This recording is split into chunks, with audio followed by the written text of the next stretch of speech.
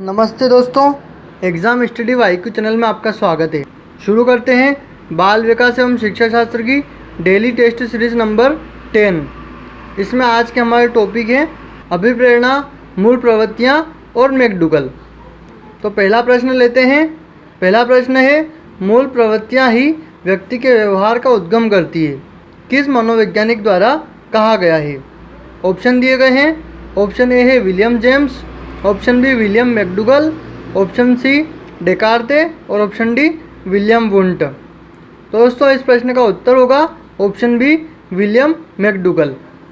दोस्तों William McDougall ने 14 मूल प्रवृत्तियाँ बताई है।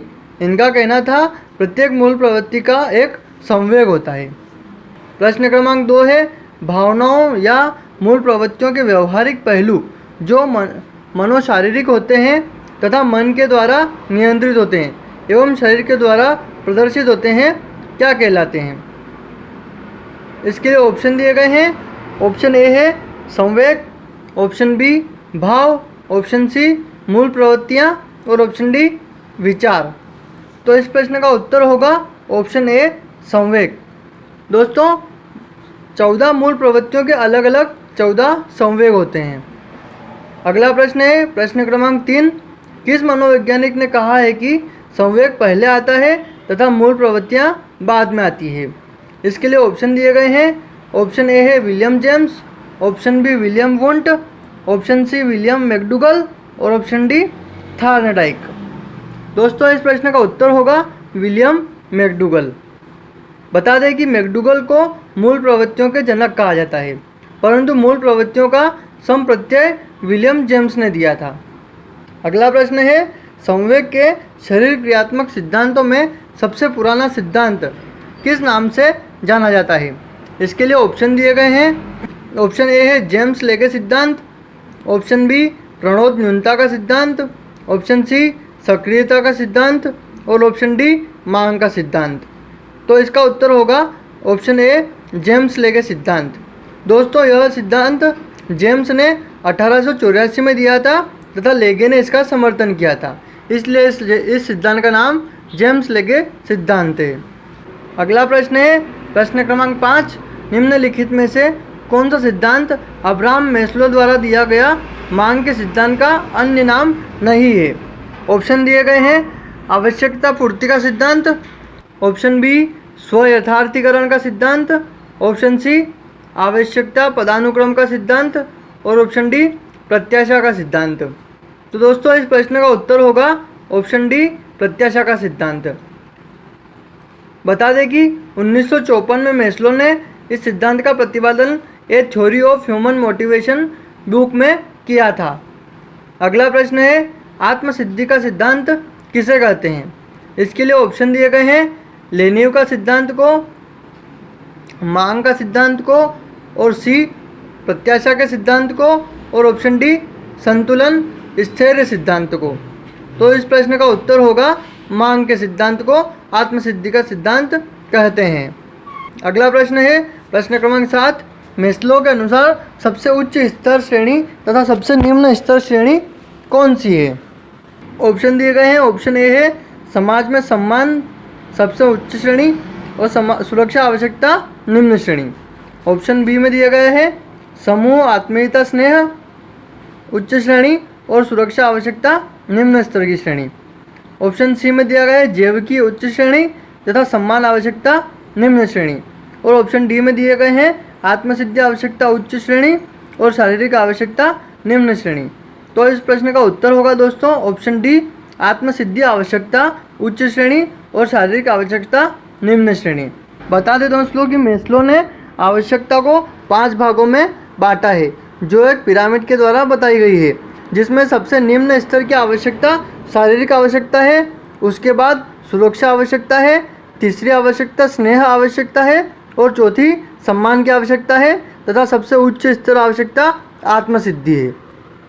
अगला प्रश्न है प्रश्न क्रमांक 8, किस मनोवैज्ञानिक द्वारा कहा गया है कि अभिप्रेरणा का प्रमुख कारक मूल प्रवृत्ति तथा अचेतन मन है? इसके लिए ऑप्शन दिए गए हैं। Option A Freud, option B Maslow, option C Thorndike और ऑप्शन डी मैकडूगल। दोस्तों इस प्रश्न का उत्तर होगा ऑप्शन ए फ्रायड। बता दें कि फ्रायड ने मन को 3 रूपों में बांटा है। पहला चेतन मन, दूसरा अचेतन मन तथा तीसरा अर्धचेतन मन। अगला प्रश्न है प्रश्न क्रमांक 9, उपलब्धि अभिप्रेरणा का सिद्धांत किसने दिया है? इसके लिए ऑप्शन है, ऑप्शन ए है मेस्लो, ऑप्शन बी है ब्रूम और ऑप्शन सी है स्किनर और ऑप्शन डी है डेविड सी मैकक्लेंडर। तो इस प्रश्न का उत्तर होगा ऑप्शन डी, डेविड सी मैकक्लेंडर।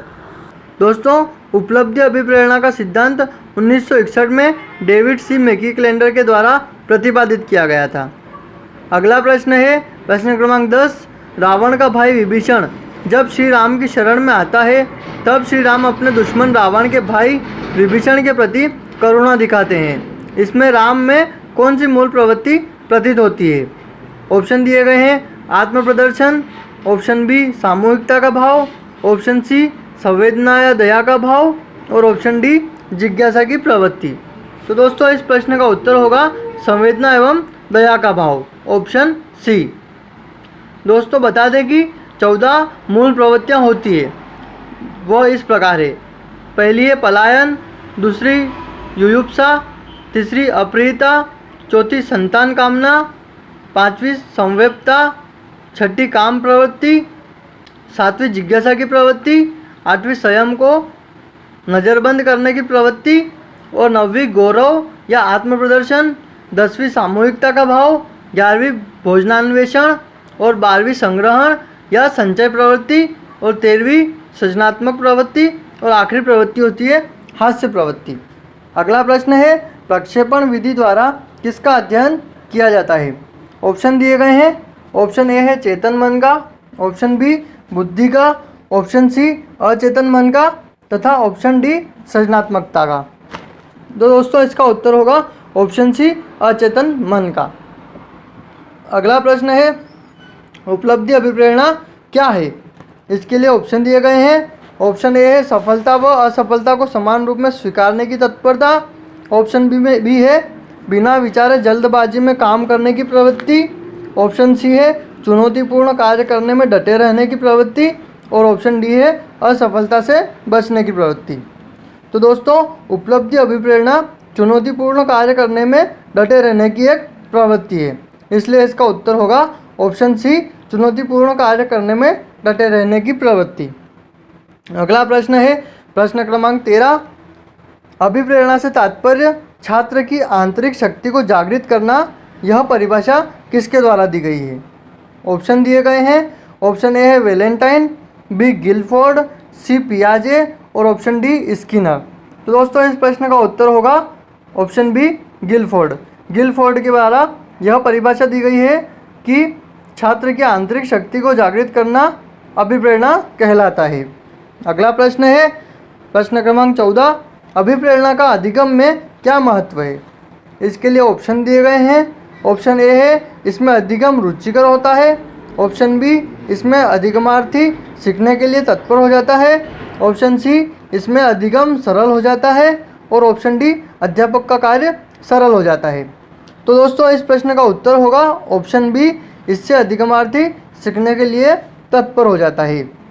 और अगला प्रश्न है प्रश्न क्रमांक 15, मैंने एक बच्चे को एक अवधारणा समझाने की कोशिश की पर वह इसे नहीं समझ पाया, लेकिन कुछ समय बाद जब उसी बच्चे को इस अवधारणा को समझाने का प्रयास किया तो बच्चा तुरंत समझ गया। इसका कारण क्या है? ऑप्शन दिए गए हैं। ऑप्शन ए है अभ्यास, ऑप्शन बी है संयोग, ऑप्शन सी है परिपक्वता और ऑप्शन डी है अधिक प्रयास। तो दोस्तों, इस प्रश्न का उत्तर होगा परिपक्वता, कि यदि बच्चे को एक बार समझाया जाए, यदि वह उस समय नहीं समझता है, जब वह परिपक्व होगा उसके बाद ही वह उस चीज़ को अच्छे से समझ पाएगा।